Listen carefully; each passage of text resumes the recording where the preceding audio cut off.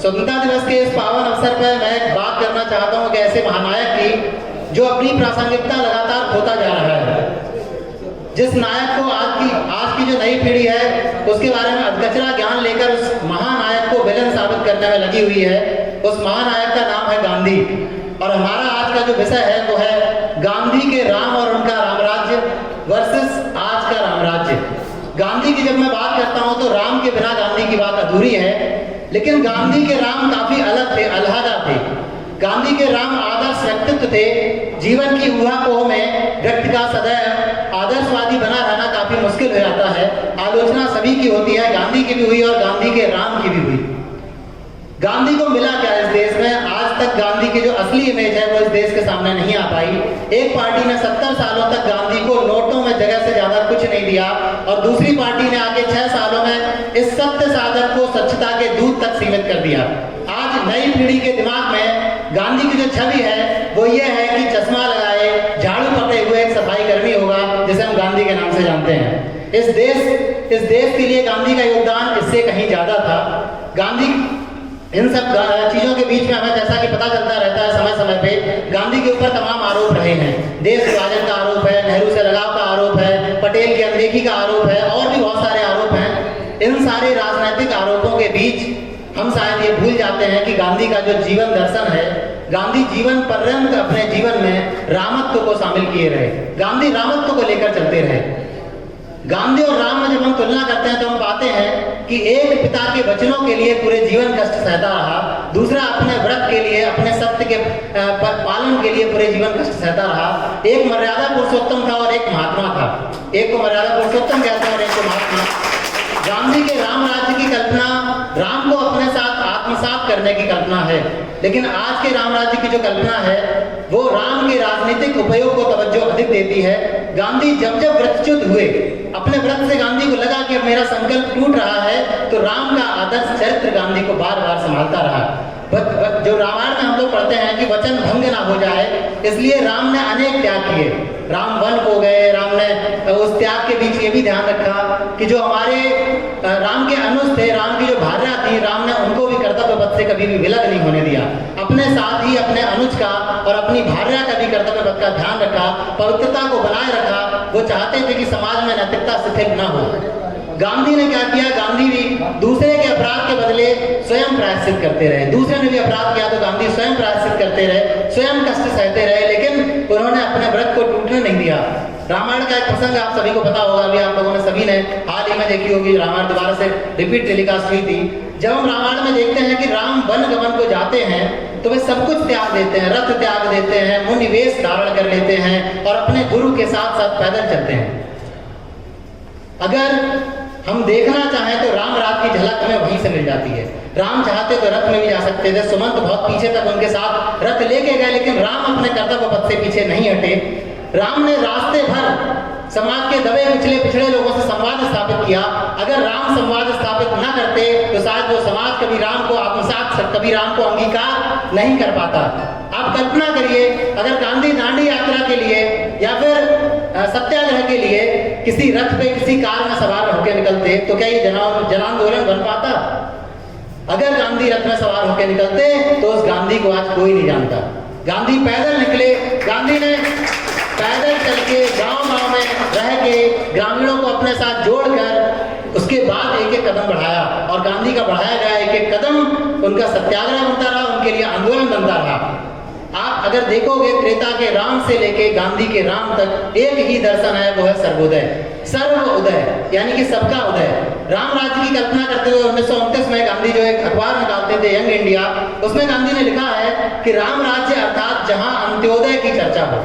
अंत्योदय मतलब जो समाज के आखिरी पायदान पे बैठा व्यक्ति है, वह वास्तविक लोकतंत्र है।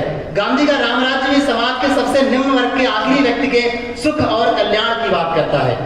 तुलसीदास ने भी अपने राम राज्य के बारे में लिखा है, दैहिक दैविक भौतिक तापा, राम राज नहीं काहू ही व्यापा, सब नर करहि परस्पर प्रीति, चलहि स्वधर्म निरत श्रुत नीति।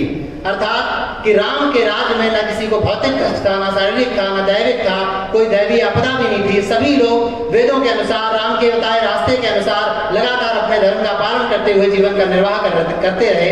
लेकिन आज के कथित राम भक्तों ने राम राज को इतना संकीर्ण बना दिया कि तुलसीदास भी अगर आज मौजूद होते तो शायद कुछ कहते जरूर।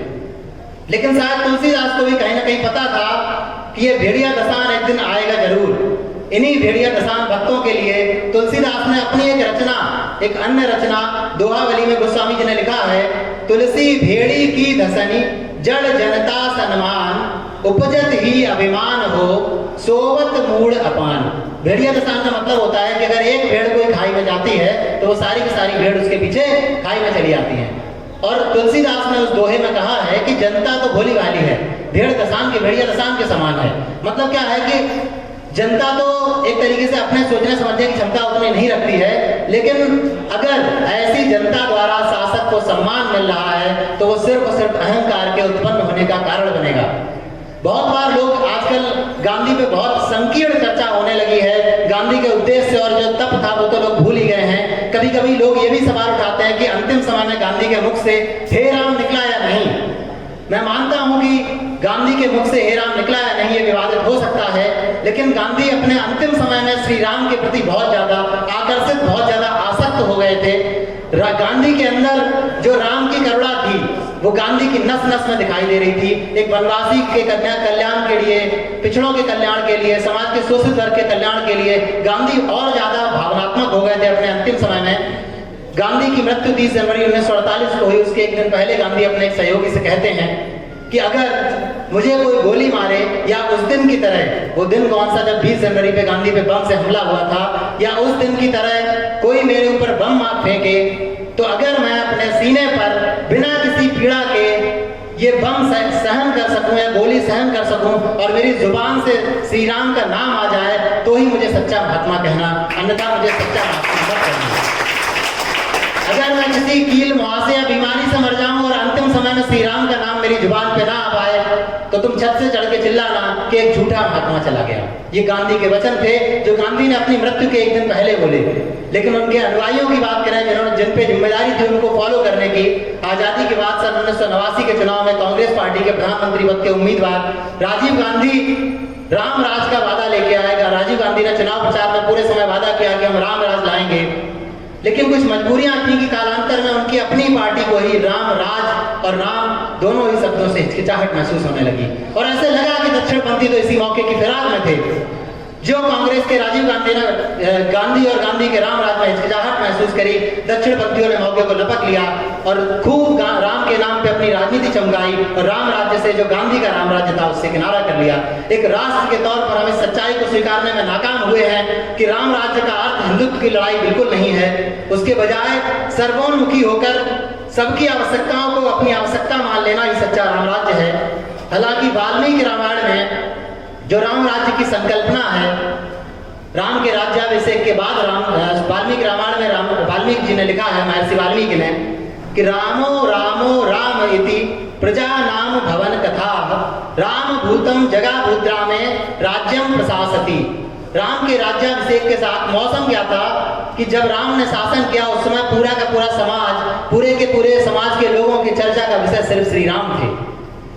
पूरे सारे लोगों में एक राम की अलग जग गई थी और ये संसार राम का संसार हो चुका था, राममय हो चुका था। लेकिन कौन से राम? आज सवाल ये खड़ा हो गया है कि किस राम, कौन से राममय होने की बात हम कर रहे हैं। गांधी चाहते तो अपने अंतिम समय में जय श्री कृष्णा या फिर जय शंभू या फिर जय शिव शंभू या जय श्री हरि भी कह सकते थे। गांधी ने राम को ही क्यों चुना? इतिहासकार, वरिष्ठ इतिहासकार श्रीवास्तव कहते हैं कि राम में गांधी ने देश की एकता को देखा। राम में गांधी ने हिंदुस्तान के सामने राम के रूप में, राम के जरिए एक हिंदुस्तान की मर्यादित तस्वीर पेश करी। राम में गांधी ने लोकहित देखा और आज की तारीख में उसी लोकहित को शायद भूलते जा रहे हैं। बहुत बहुत धन्यवाद।